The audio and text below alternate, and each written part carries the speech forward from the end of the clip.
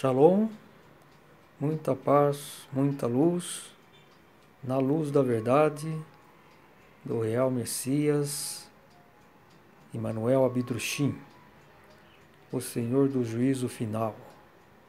Ele é autor da mensagem do Graal, na luz da verdade. Obra em 3 volumes. Ela é editada pela Ordem do Graal na Terra, no português brasileiro, www.graal.org.br, pelo Movimento Internacional do Graal no Brasil, www.mensagemdograal.com.br. Essa é a obra em 3 volumes. É uma edição a terceira edição, que o senhor, nos 3 últimos anos da sua vida, ele revisou todas as suas dissertações e essa é a edição de última mão, chamada, e que passou a ser oficial. Abidrushim viveu de 1875 a 1941. Ele nasceu na Saxônia, Alemanha,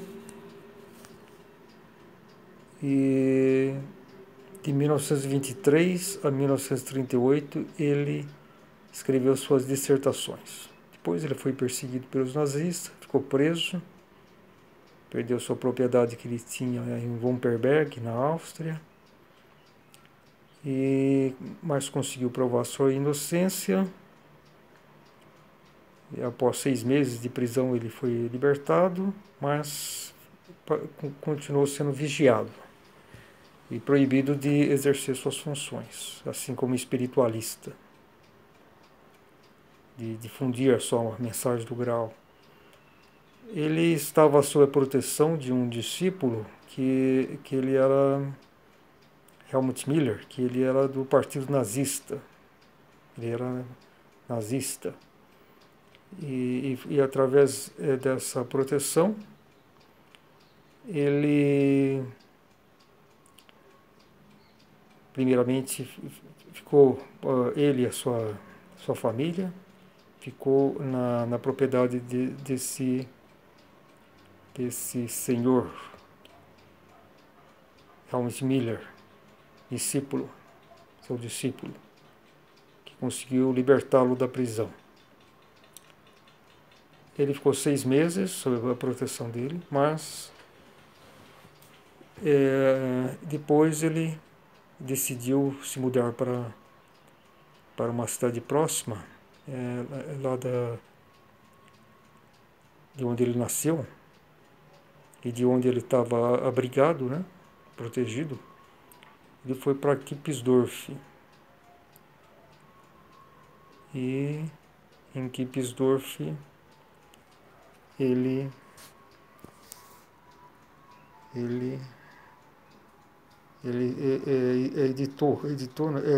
reformulou toda a sua obra. Foi uma retificação. Então todas as dissertações que ele escreveu entre 1923 a 1938, ele revisou, transformou em 3 volumes. A primeira edição da obra dele foi em 1926, com 43 dissertações, edição violeta da Mensagem do Graal. 1931 foi a edição com 91 dissertações. Depois ele continuou a escrever outras dissertações e publicou num livro chamado, 2 livros, chamado Ressonâncias do Graal. E existem informações que, já antes dele ser preso, em março de 1938, ele já tinha intenção de reunir todas as suas dissertações para 3 volumes.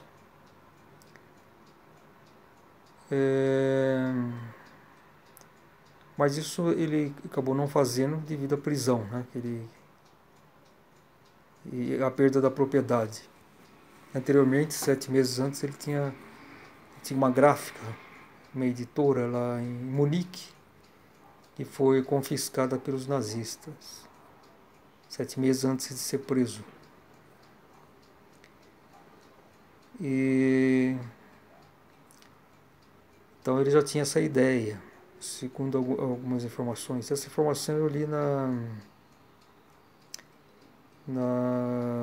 no site da Ordem do Graal na Terra, www.graal.org.br, que ele já, antes de ele ser preso, ele tinha a intenção de reformular sua mensagem para 3 volumes.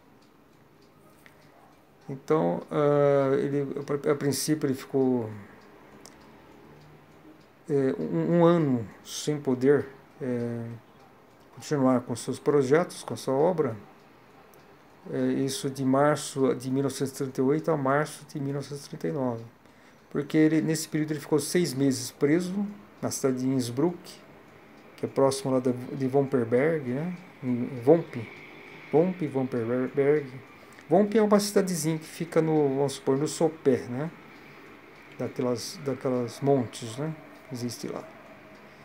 E Vomperberg está acima, é uma espécie de pequena vila, né? Uma vila. E é uma espécie de plataforma, assim mais ou menos, acho que uns 100 metros acima de Vomper. Então é chamado de Vomperberg. E é interessante, né, esses termos, né?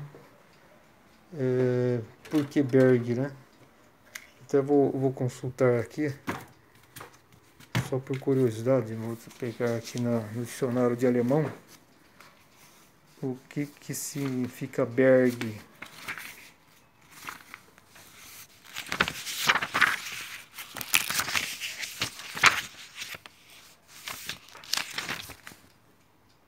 Berg.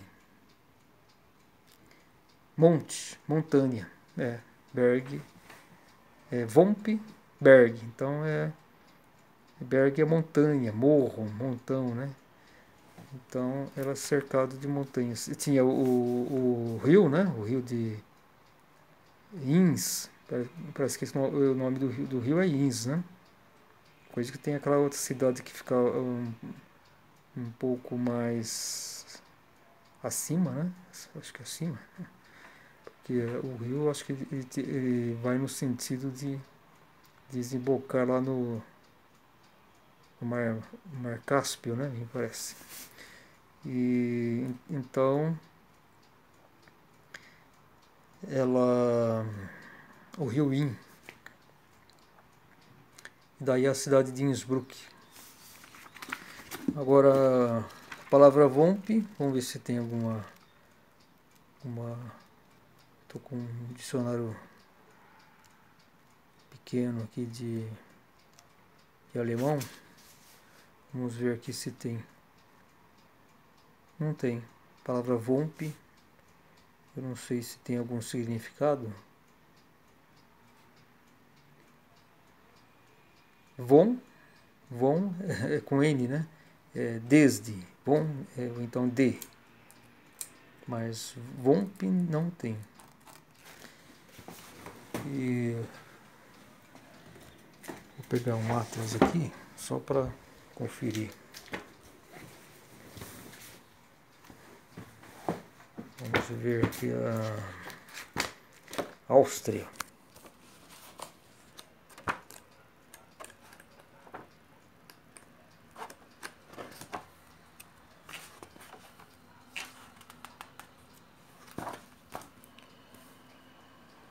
Estou aqui olhando o mapa da Áustria. Tem o Tirol.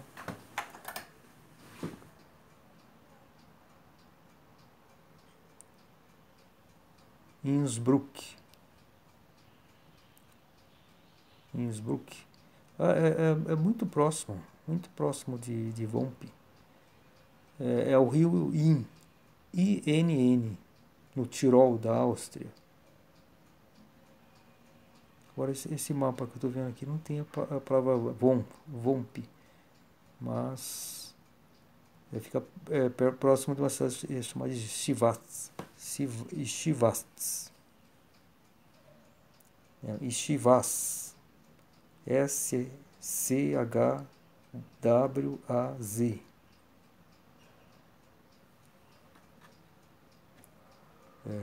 Interessante.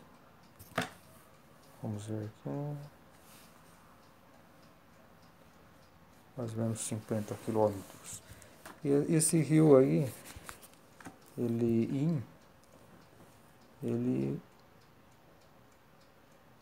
eu não sei dizer a direção, mas como ele vem lá da Suíça, que deve ser uma região mais alta, então ele possivelmente ele vai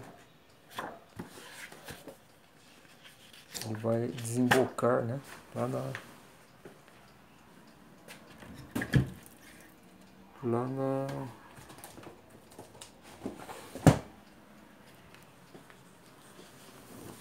Mar Cáspio.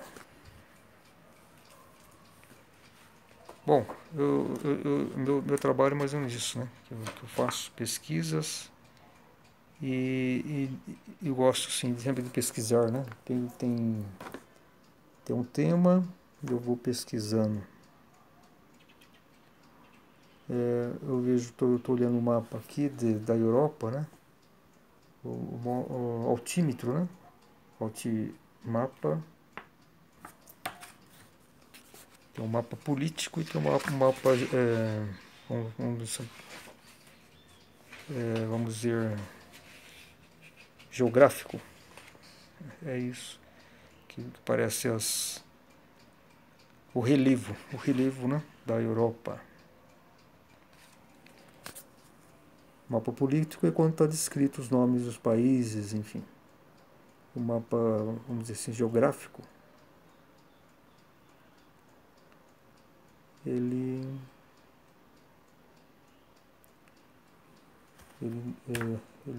mostra o relevo, né, a altura, né, enfim. Eu só falei isso por curiosidade sobre esse rio Inn que passa em Vomp. Se ele provavelmente ele vem da Suíça, que é uma região mais alta, e exatamente. Estou vendo aqui.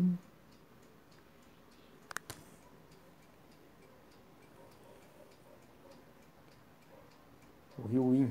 Ele vai lá desembocar no Danúbio. No Danúbio. É um afluente. É um afluente do...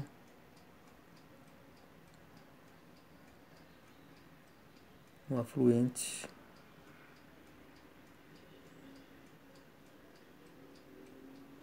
afluente do rio Danúbio. Danúbio, que desemboca no Mar Negro. No Mar Negro. Ele atravessa muitos países, né? Acho que é um dos rios mais extensos da Europa. Ele passa por muitos países, né? Ele nasce na Alemanha, Floresta Negra, passa aí na Áustria, Viena, Bratislava, Eslováquia, Budapeste, na Hungria,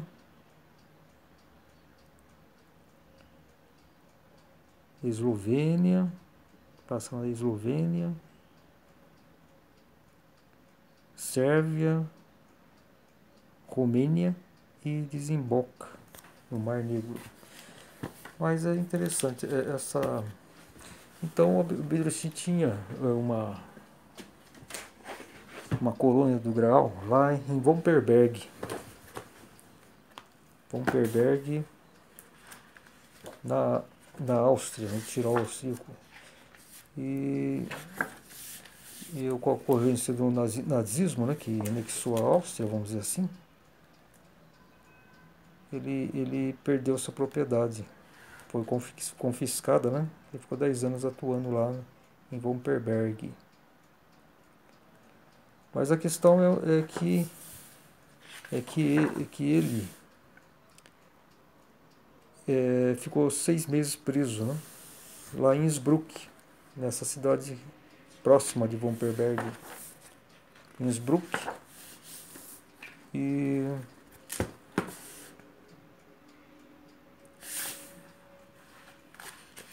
foi libertado pelo seu discípulo, um fiel discípulo, Helmut Miller,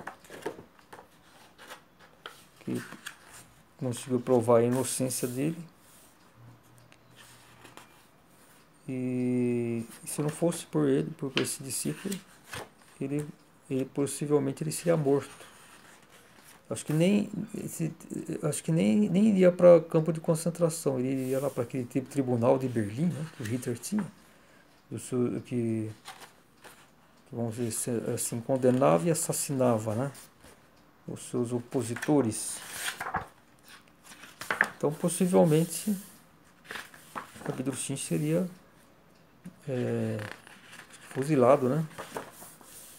Seria isso. Embora a única questão aí é que houve 9 denúncias contra ele. E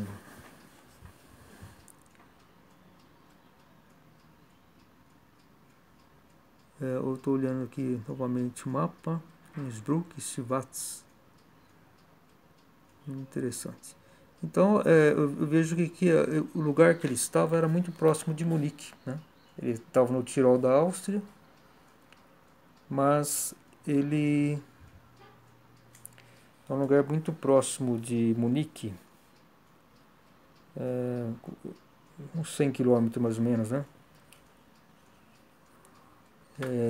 100 quilômetros mais ou menos de Munique. Então, em Munique que ele tinha a sua gráfica.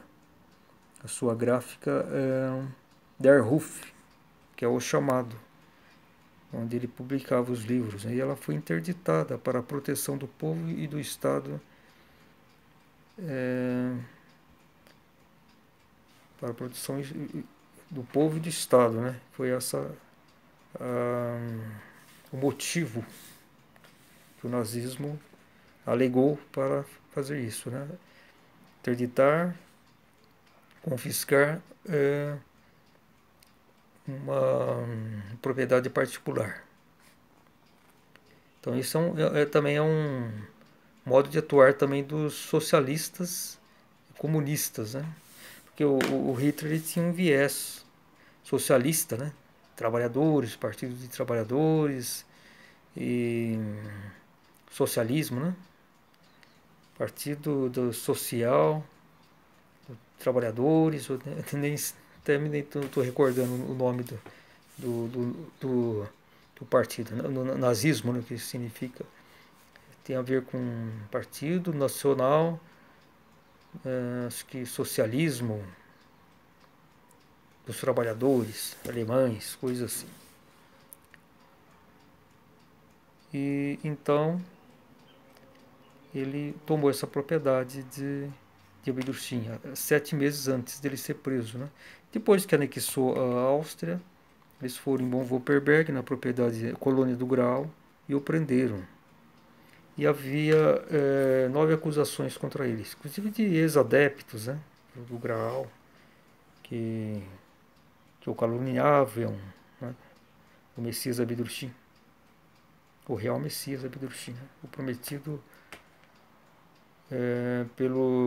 por Jesus Cristo, o Espírito da Verdade que Jesus Cristo prometeu, esteve aqui na Terra, né? E da mesma forma que Jesus Cristo não foi reconhecido em Israel, né, no povo eleito, que o perseguiu e o condenou, né, e o matou, principalmente por questões tanto religiosas como políticas, né? A religião predominante na época, né, o judaísmo, não aceitou Jesus Cristo, não conseguiu reconhecê-lo, porque já estava dominado pelo raciocínio, não tinha mais aquela intuição pura, né?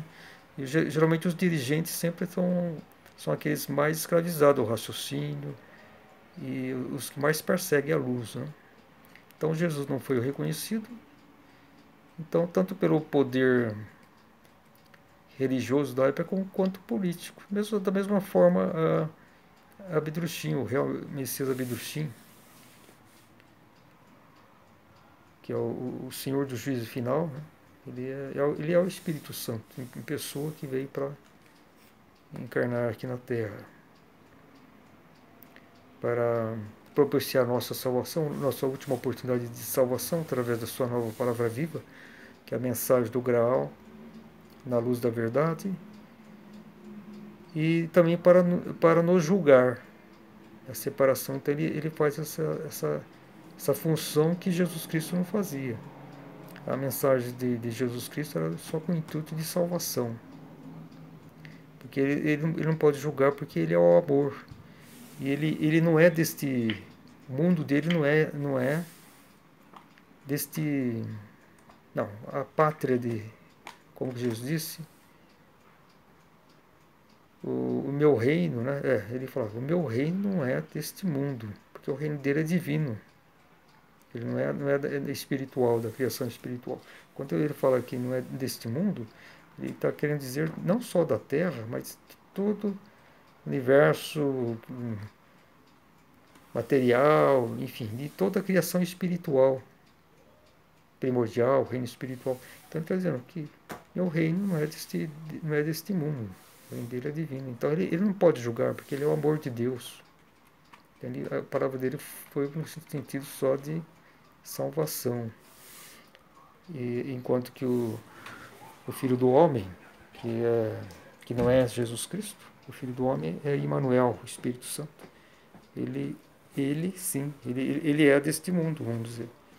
Ele é um filho de Deus, mas Deus o destinou para a criação espiritual, de origem espiritual.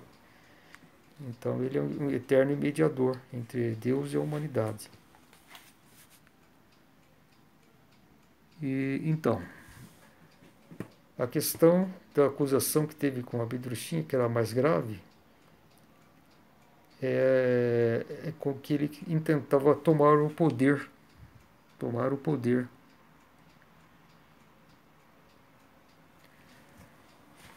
político. Então tem sempre a perseguição, né? Devido a uma humanidade pecadora, que está, vamos dizer, escravizada ao raciocínio, né? Com todos os valores materiais, influência, poder, todas essas questões. Então é muito perigoso para um filho de Deus se encarnar aqui, mesmo com a intenção de salvação, porque as possibilidades de ele ser perseguido, enfim, ser morto, são muito grandes, né? Quais são os principais poderes que existem em qualquer lugar, qualquer país? É o poder religioso, a influência religiosa, e o poder político. Então, nós vemos, por exemplo, da mesma forma que a Igreja Católica domina os países latinos, né?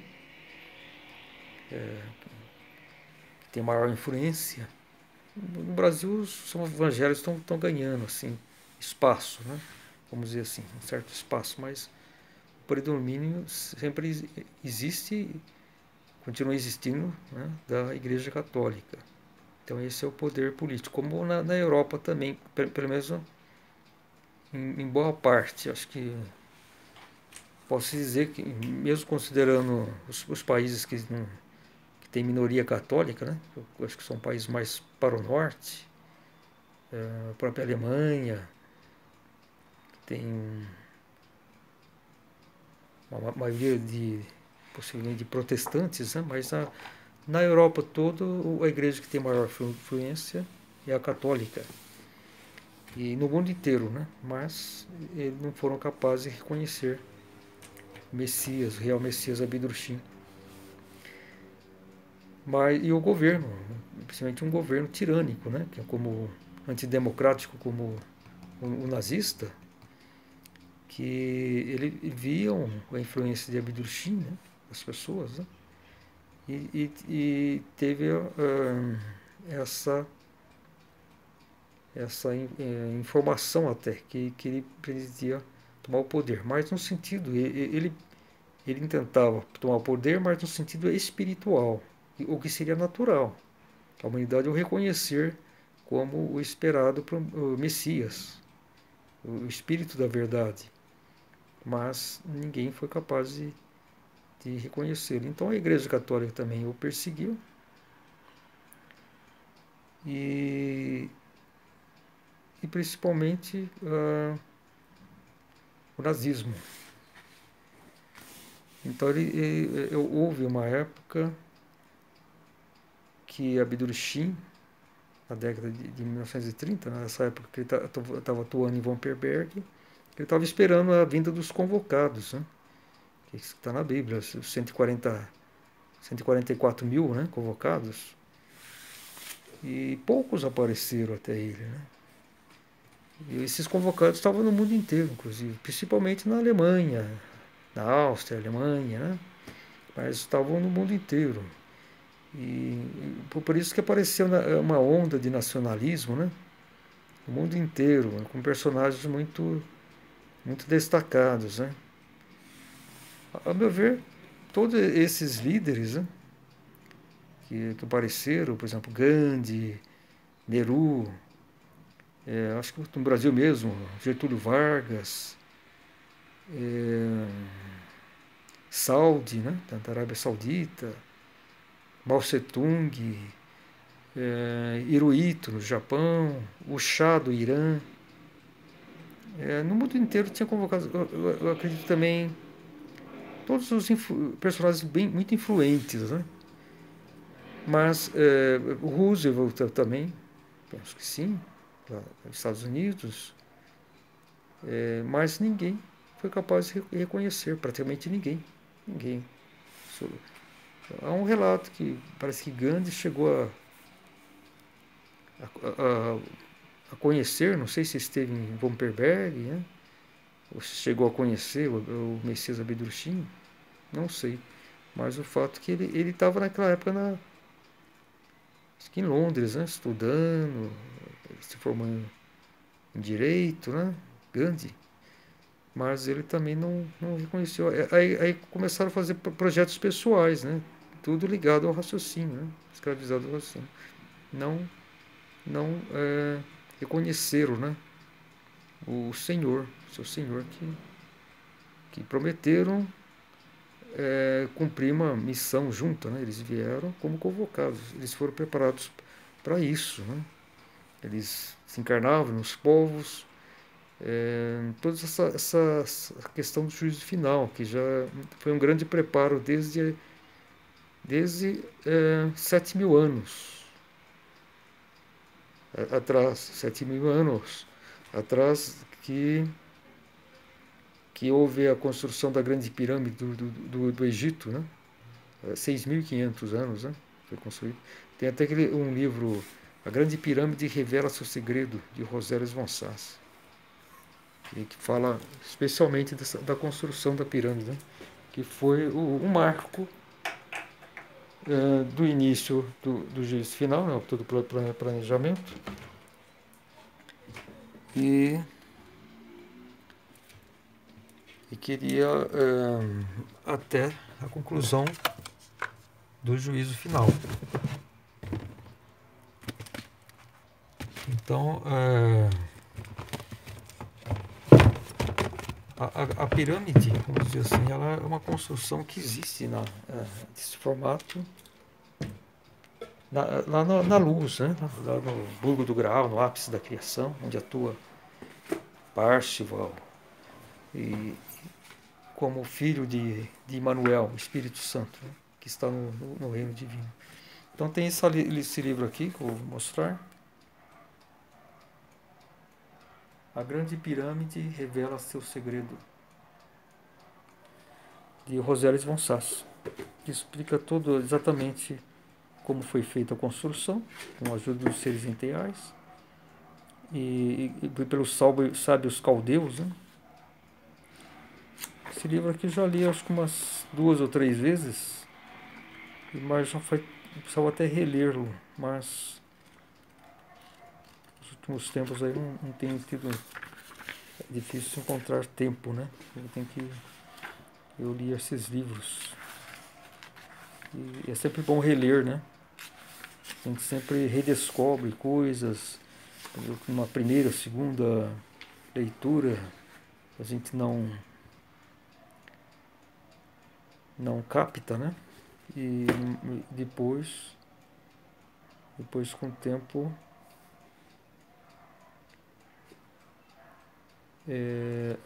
uma outra releitura, né? Um amadurecimento, a gente percebe, né? Eu vou ler aqui o que está no verso desse livro. Olho para cima, para a esfinge, e perscruto o enigma que ela encerra. De repente, sinto um pavor de todo o mistério que me envolve e que flui para mim. Levanto-me e caminho até o cavalo que me espera. Sopra um vento gelado, proveniente do deserto, e o silêncio da noite já está baixando. Ouço o latir rouco de um chacal do deserto e vejo os morcegos passarem voando como sombras. Nuvens de perfume me envolvem ao aproximar-me da ponte sobre o Nilo. As acácias e as laranjeiras dos maravilhosos jardins de Gizé estão em plena floração. Olho para as canoas do Nilo balançando levemente junto à beira do rio e lembro-me da minha vinda. Eu estava seguro de mim mesmo. Eu queria cavalcar, explorar e achar os restos de reis mortos. E agora?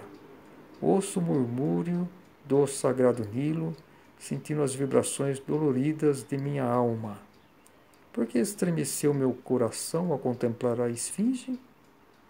De onde vem o halo de eternidade que envolve essas obras grandiosas? Quem conhece a resposta? Esse é um trecho de um explorador, né? Um pensamento de um explorador que estava no Egito, né? Explorando, tentando descobertas, né? Então veio essa intuição da alma, né? Possivelmente ele viveu naquela época da construção, pode ter sido até um sábio caldeiro, né? Então é isso. O tema que acabou prevalecendo é sobre o real Messias Abedrushim, o Senhor do Juízo Final. Eu falei um pouco sobre a pessoa dele, a atuação, e sobre a mensagem do Graal, que é a nova palavra que ele nos trouxe, que é a obra em 3 volumes. Então, Shalom, muita paz, muita luz.